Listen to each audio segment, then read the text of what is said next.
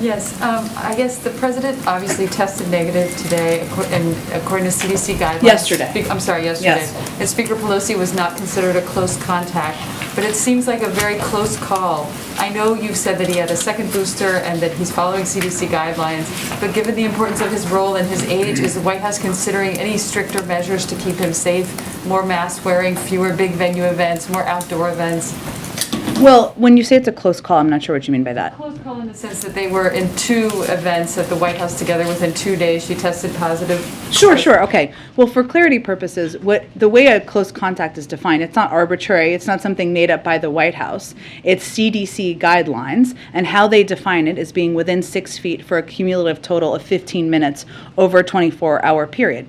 That they were not. All of their interactions were publicly available. I think you saw them. And that's how that assessment is made.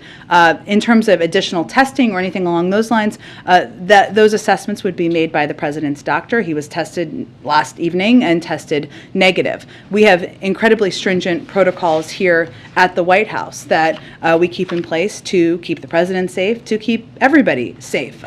Those go over and above CDC guidelines, and that includes ensuring that anyone who is going to be around the president is tested. Every member of the staff is on a regular testing protocol. If you're going to see him in person, whether you're traveling with him or you're meeting in the Oval Office, you will be tested. We try to do socially distanced meetings when necessary. For those employees who test positive, they are required to isolate, of course, in alignment with CDC guidance, must test negative before returning to work. That is also a step that goes over and above. But we are going to continue to follow the protocols. And I would remind you and reiterate that we also put out a plan just a month ago that made clear that, well, COVID-19 will continue to be with us, and we will see cases rise and fall, as we are seeing them rise now, to be expected given the transmissibility of BA.2. We now have steps to go back to many of our normal routines in alignment with what the CDC continues to recommend. Given the fact that there has been this uptick among people who have been following CDC guidelines, are there plans to revisit those guidelines or edit them in some way, given the uptick? That would be up to the CDC. But again, I think when they put out these guidelines, they made clear that it was about looking at data on hospitalizations and even deaths. And what we have a plan to address, and I would note, I have it with me because we really like COVID props this week, right here. We have copies for anyone who would like a copy.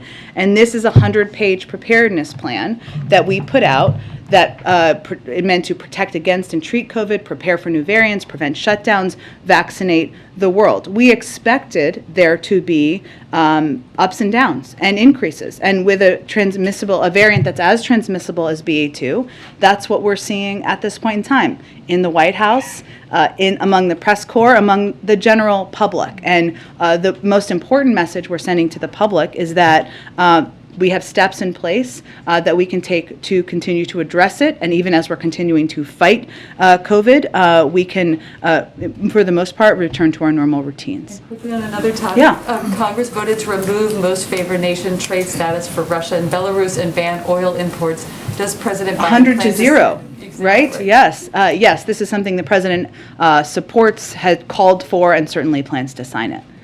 Back on COVID, you just said that anyone who's around the president is tested. Does that apply just to executive office employees, or is that true also of any members of Congress or invited guests who are here at the White House? There are individuals who have a meeting with the president. That's what I was referring to, our own protocols. Now, if you're at an event, obviously there are assessments made on a case-by-case, but if somebody is going to be in close proximity, standing next to him, sitting next to him on a stage, that would be obviously different than a broad group of attendees. And given sort of the uptick in cases that we've seen here at the White House, on the Hill, there seems to be cases going around within the political world here in Washington, and the fact that sometimes you do go beyond the CDC recommended guidelines, is there any plan just to test the president daily for the next few days or week or so?